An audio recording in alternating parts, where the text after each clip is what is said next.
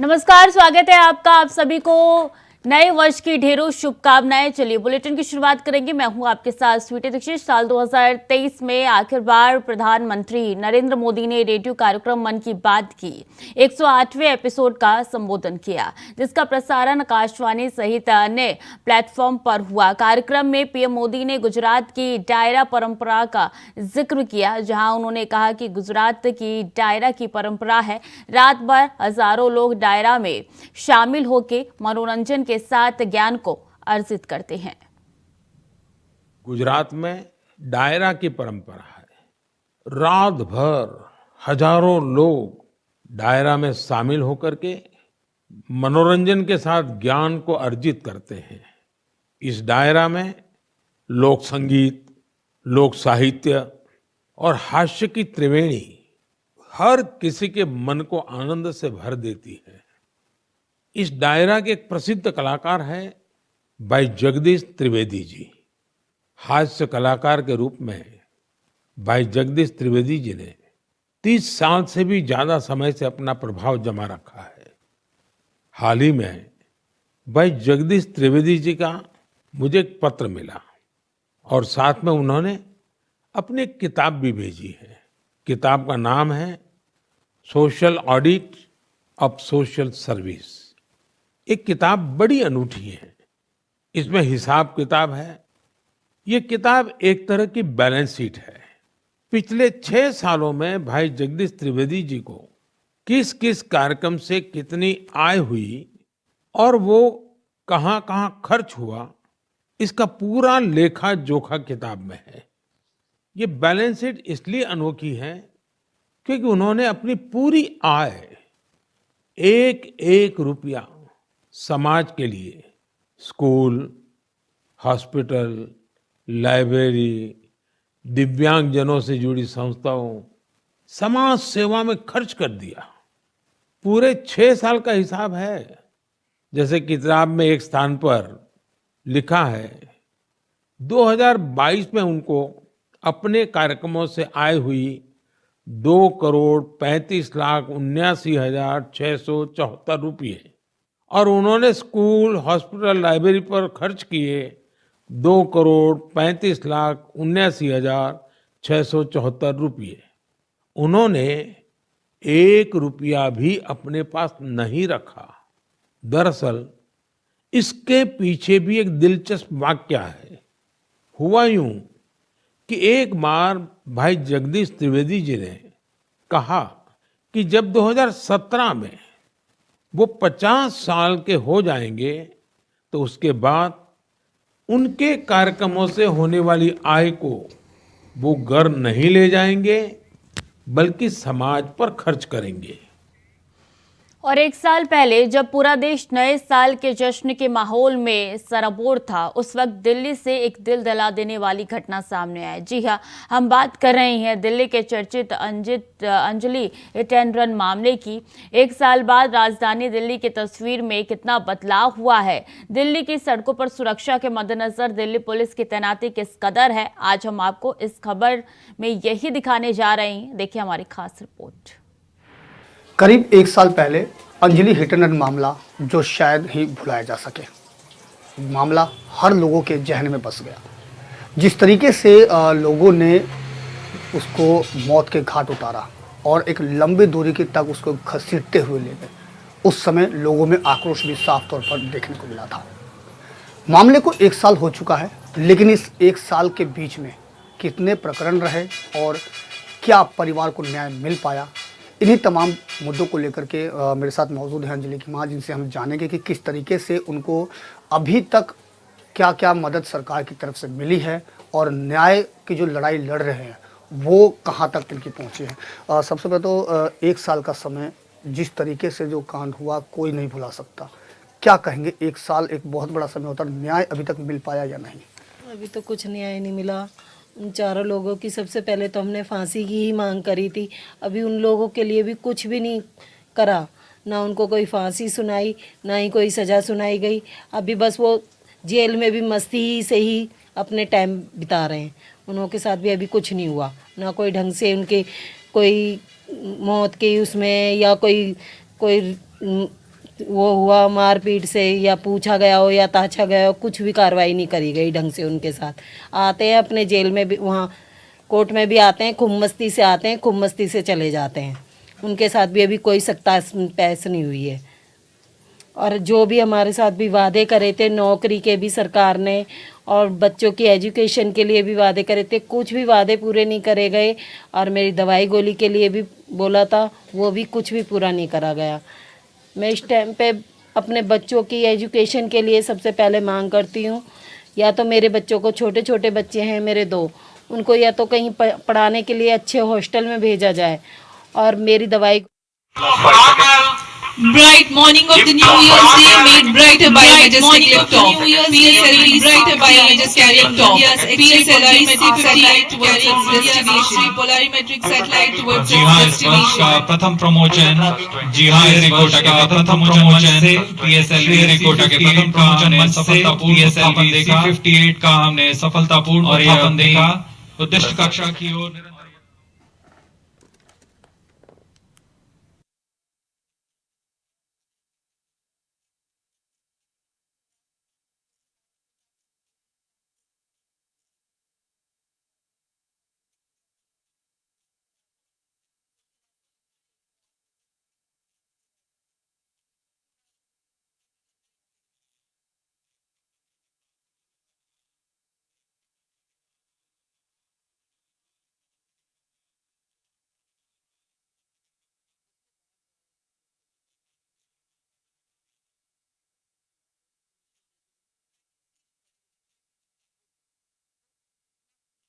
strap-on separated.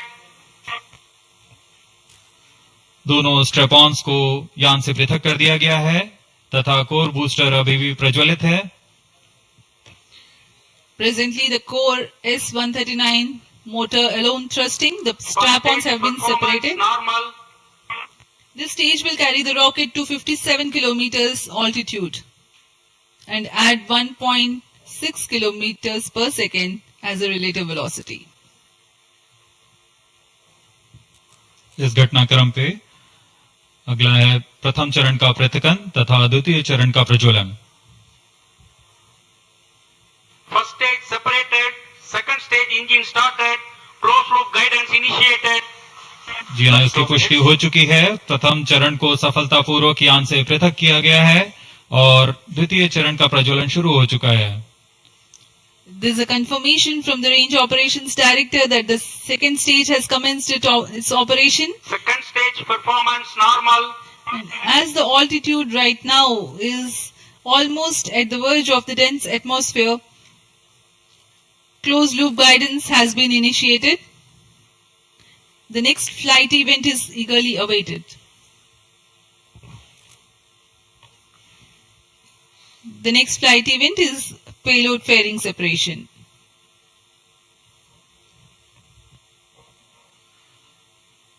द्वितीय चरण का निष्पादन सामान्य है। इसका कार्यकाल 152 सेकंड का होगा और इस दौरान यह कुल 800 किलो न्यूटन का प्रणोद उत्पन्न कर यान को उद्दिष्ट दिशा की ओर ले जाता है। इसकी पुष्टि हो चुकी है। ऊष्मा कवच को यान से पृथक कर दिया गया है। Second stage performance normal. There is a confirmation of payload fairing separation and a nominal thrusting by the second stage of PSLV. द्वितीय चरण तरल नोदक पर आधारित चरण है। इसमें UDMH और N2O4 को ईंधन की तरह इस्तेमाल किया जाता है। वर्तमान में विकास इंजन नामक इस द्वितीय चरण के इंजन द्वारा प्रणोद उत्पन्न किया जा रहा है।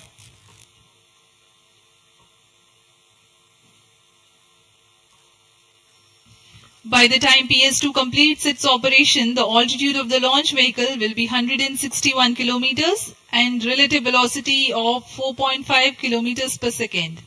Current altitude close to 150 kilometers. Second stage performance normal. Plus 4 minutes.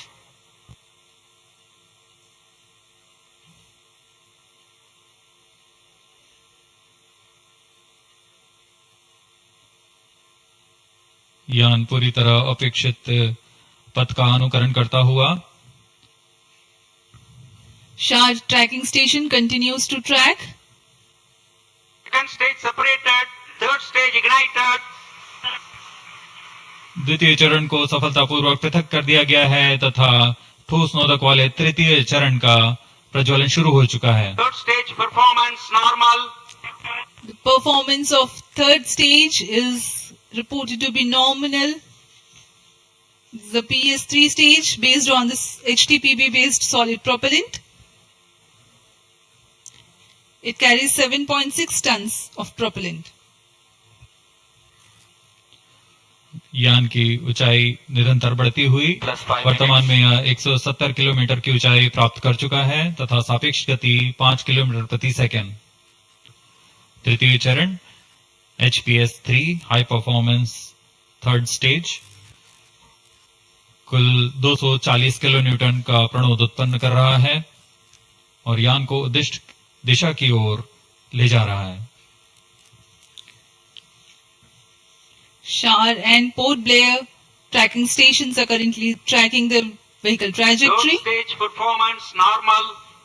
During the operation of PS3, the rocket gains an altitude of 45 kilometers. Relative velocity increases from 4.5 kilometers per second to 7.2 kilometers per second. तृतीय चरण में कुल 7.66 ton का प्रणोद होता है और इसका कार्यकाल 123 सेकंड का होगा। इसके कार्यकाल के पश्चात PS3 का कोस्टिंग फेज शुरू हो चुका होगा। सभी दर्शकगण यहां उत्साहित इस मिशन के सफलता के लिए अब कुछ ही क्षणों में हम देखेंगे तृतीय चरण। Third stage action completed. तृतीय चरण का कार्यकाल समाप्त हो चुका है और इसके पश्चात Engine he combined hosting for approximately 200 seconds. इसके साथ ही तृतीय तथा चतुर्थ चरण सम्मिलित होकर कोस्टिंग फेज जारी है। There is a confirmation of expected performance by the PS3 stage, and currently the thrust has been cut off, but the vehicle is coasting with the PS3 still intact. The separation of PS3 has not yet taken place. Vehicle performance normal. यह costing phase 200 seconds तक जारी रहेगा। उसके पश्चात तृतीय चरण को यान से पृथक कर दिया जाएगा। The combined coasting continues for 200 seconds. Thereafter, the separation of PS3 takes place, but PS4 continues to coast for another 400 seconds.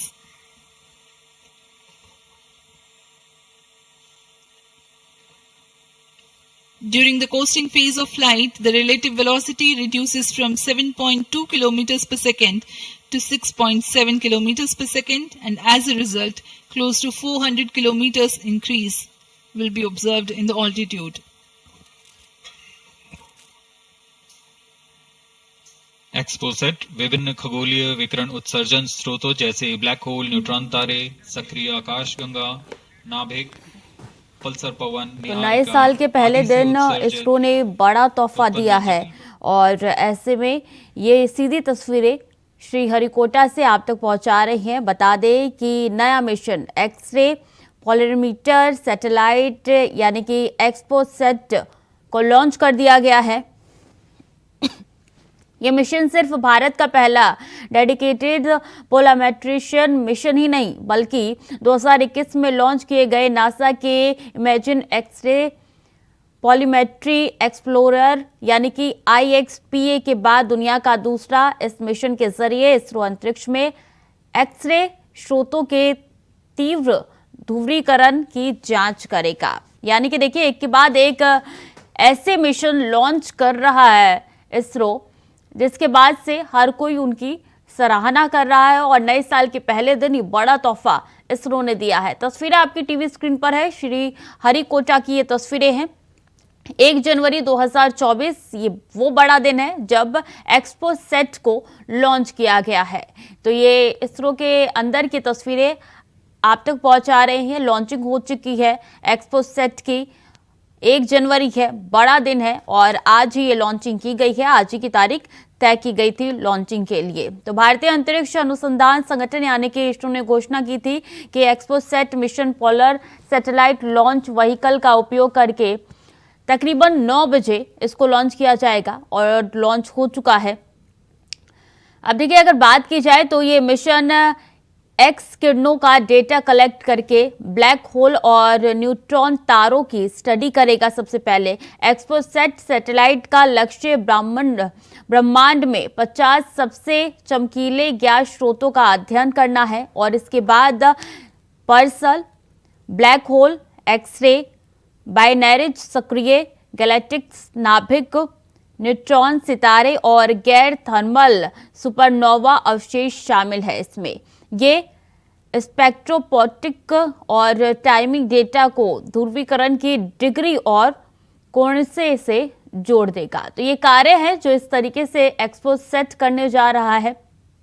और बता दें आपको कि एक्सपो सेट को 500 से 700 किलोमीटर की गोलाकार निचली पृथ्वी कक्षा में स्थापित किया जाएगा। इसका जीवन काल कम से कम 5 वर्ष यानी कि 5 साल का होगा। एक्सपो सेट सैटेलाइट का लक्ष्य ब्रह्मांड में 50 सबसे चमकीले ज्ञात स्रोतों का अध्ययन करना है।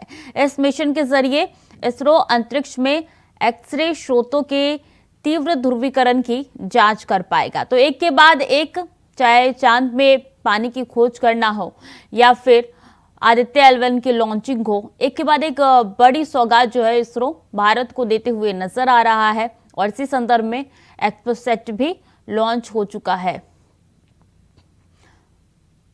ब्लैक होल अध्ययन के लिए ये लॉन्चिंग की गई है। एक्सरे करेगा पूरी तरीके से ये। और बता दें कि चंद्रयान 3 की सफल लैंडिंग के बाद इसरो एक के बाद एक लॉन्चिंग कर रहा है और उम्मीद की जा रही है कि जिस लॉन्चिंग में वो अपनी पूरी मेहनत इसरो के तमाम वैज्ञानिक लगा रहे हैं, पूरी मेहनत कर रहे हैं, वो लॉन्चिंग सफलतापूर्वक भी हो। तो एक्सपो सेट की लॉन्चिंग हो चुकी है। सीधी तस्वीरें श्रीहरिकोटा से आप तक पहुंचा रहे हैं। भारत का मिशन चंद्रयान 3 22 अगस्त 2023 को सफल लैंडिंग किया था और 23 अगस्त शाम 5:45 पर उसकी लैंडिंग हुई थी। हालांकि लैंडिंग में कई चुनौतियां भी थी। पहली चुनौतियां लैंडर की रफ्तार को नियंत्रण में रखना था। दूसरा, लैंडर उतरते समय सीधा रहे, इस बात का भी खासा ख्याल रखा गया था। बता दें कि विक्रम जिस समय उतरेगा उस समय उसकी गति 2 सेकंड प्रति सेकंड थी और इसीलिए सबसे ज्यादा डर इसी बात का लग रहा था कि उतरते वो विस्फोट ना हो जाए। लेकिन सफलतापूर्वक लैंडिंग चंद्रयान 3 ने की थी और इसके बाद से एक के बाद एक सफलता की ओर कदम बढ़ाते हुए तमाम वैज्ञानिक नजर आ रहे हैं।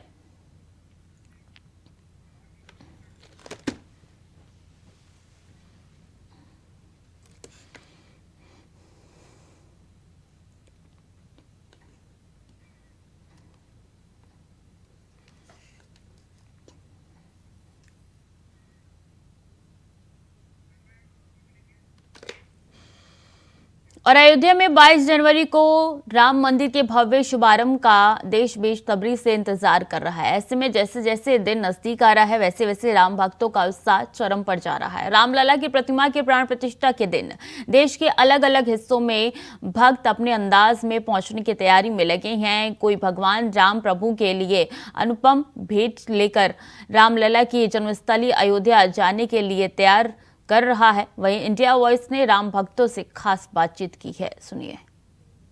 रामहु ते अधिक राम भगत जिये जान, ऋणिया राजा राम में अधिक भय हनुमान। इसका अर्थ यह है कि भगवान राम के भक्तों को भगवान राम से करीब जो है माना जाता है, कम ना समझा जाए। तो ऐसे ही भक्तों से आपको रूबरू कराएंगे जो झारखंड से पैदल चलकर प्रभु राम की नगरी अयोध्या में जाने वाले हैं। तस्वीरों में आप देख सकते हैं ये भक्त जो है पैदल चल रहे हैं। तो आज जौनपुर में पहुंचे हैं तो इनका सेवा सत्कार हो रहा है, लोग दर्शन कर रहे हैं। सीधा उन्हीं से जानेंगे। भाई साहब, स्वागत है आपका इंडिया। आपके चैनल के माध्यम से सभी राम भक्तों को जय श्री राम, हर हर महादेव। और ये आज हम लोग का 21वां दिन है और 21वां दिन आज हम लोग लगभग 450 से 500 किलोमीटर का यात्रा हम लोग तय कर लिए हैं। और ये पैदल यात्रा हम लोग हिंदू राष्ट्र जनसंख्या नियंत्रण कानून के लिए कर रहे हैं। और 450-500 किलोमीटर का यात्रा के दौरान हमें कहीं भी डर और भय नहीं लगा। यही है राम राज्य। आज से 10 साल पहले हम लोग इस तरह का यात्रा नहीं कर सकते थे, सोच भी नहीं सकते थे।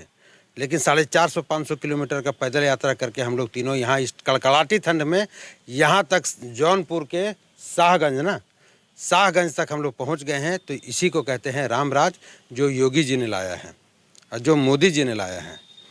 और 22 जनवरी जो आने वाले हैं, हम आपके चैनल के माध्यम से सभी सनातनियों को आह्वान करते हैं, आपके घर में आसपास, आपके क्षेत्र में, आपके गांव में, आपके शहर में, आपके गली में, आपके मोहल्ले में कोई भी मंदिर हो, उस मंदिर को इस भव्य रूप से सजाइए दीपक से, ताकि पूरा विश्व में आज तक ऐसा दिवाली किसी ने ना देखा हो, ना कभी किसी ने मनाया हो।